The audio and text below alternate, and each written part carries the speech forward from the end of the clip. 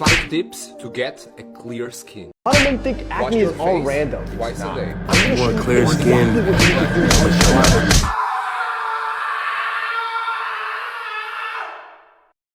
Der er så meget misinformation på sociale medier omkring, hvordan man får ren hud. Og det skyldes blandt andet, at der er rigtig mange, som bliver sponsoreret af store virksomheder, som sælger de her produkter og viser, at man skal bruge 20 forskellige produkter til at få den perfekte hud. Men sådan er realiteten altså ikke. I den her video vil jeg give billige og realistiske tips til, hvordan man kan passe bedre på sin hud og fjerne akne, bumser osv.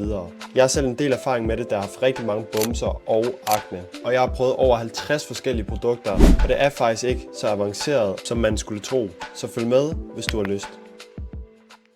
Så det første, jeg gerne vil pointere, det er, at man skal være realistisk.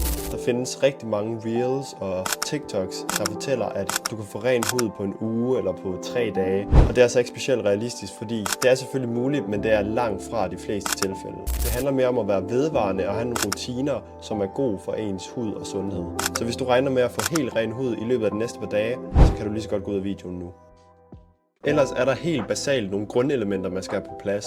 Det er blandt andet det her med, at man skal være hydreret. Det nytter ikke noget med, at man ikke får nok væske i løbet af dagen, fordi det påvirker selvfølgelig også ens hud. Men man kan selvfølgelig godt være uheldig at have en hudtype, som er meget tør. Så kan man få noget, der hedder en moisturizer, som er en lidt mere fed creme, der kan give noget væske til huden.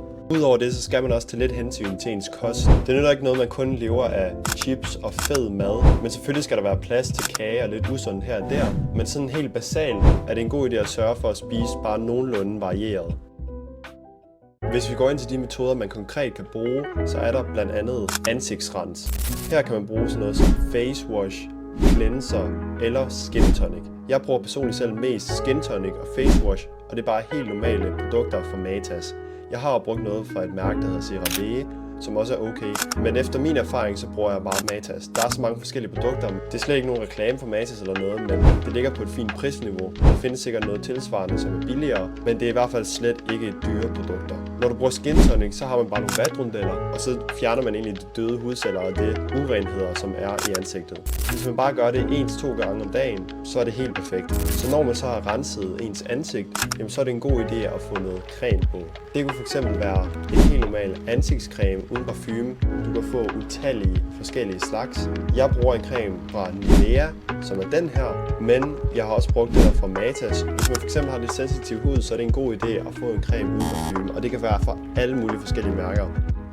Så har vi noget, vi alle sammen enten skal igennem eller har været igennem, som er puberteten. Og i puberteten så sker der altså en masse hormonændringer, og det gør altså bare, at man øger chancen for at få akne eller urenheder i huden. Og sådan er det bare. Det skete også for mig dengang. Så det er en fase, der kan være rigtig, rigtig svær at få helt ren hud, men man har så muligheden for at passe lidt bedre på sin hud ved at rense den hver dag og pleje den med noget god creme. Og at opfylde de helt basale ting med at drikke vand og spise nogenlunde varieret. Hvis du ikke allerede gør det i forvejen, jamen så kan det også være en god idé at skifte sit lagen relativt ofte, fordi der er en masse bakterier, man ligger på. Så hvis man ikke gør det en gang om ugen, jamen så er det en god idé at få det gjort. Et måske lidt upopulært tip til drenge i hvert fald, det er at bruge concealer. Det er begyndt at blive lidt mere trendy her for tiden, men der er mange, der ikke synes om det. Men faktisk kan det være en rigtig fin idé. Hvis man har en helt gul eller rød bums, så er det altså meget fint lige at dække det med lidt concealer, i stedet for at prikke den, som godt kan gå hen og gøre det hele værre. Med en fin concealer kan man altså sagtens få skjult det værste, og det koster heller ikke specielt meget. Det aller sidste tip er til dem med decideret akne. Det her det virker på over 90% af alle, der har brugt det, og det er pillerne isotretinoin. Dog så skal man have en lægeerklæring fra en hudlæge, og de bliver altså udskrevet på recept, de her piller. De er også meget hårde, man kan få virkelig tør hud, ondt i ryggen, næseblod osv. Men det er virkelig et succesfuldt produkt, som virker på rigtig, rigtig mange. Så hvis du går og døjer med direkte akne, så kunne det være en god idé at blive skrevet op til en hudlæge, fordi der kan altså godt være rimelig lang ventetid på nogle måneder, og så få de her piller, som faktisk tager omkring 4 måneder til et halvt år. Jeg har selv været på pillerne, og det har virket rigtig godt for mig, og jeg kender mange af mine venner, som også har været på pillerne, hvor det er gået hen og blevet en succes. Men her til sidst vil jeg gerne slutte videoen af med at sige, det er ikke altid, vi ser virkeligheden. Altså, vi ser meget på sociale medier i dag. Der bliver de bedste sider altså vist. Der er rigtig mange, der døjer med akne og urenheder i huden, og det er altså helt okay.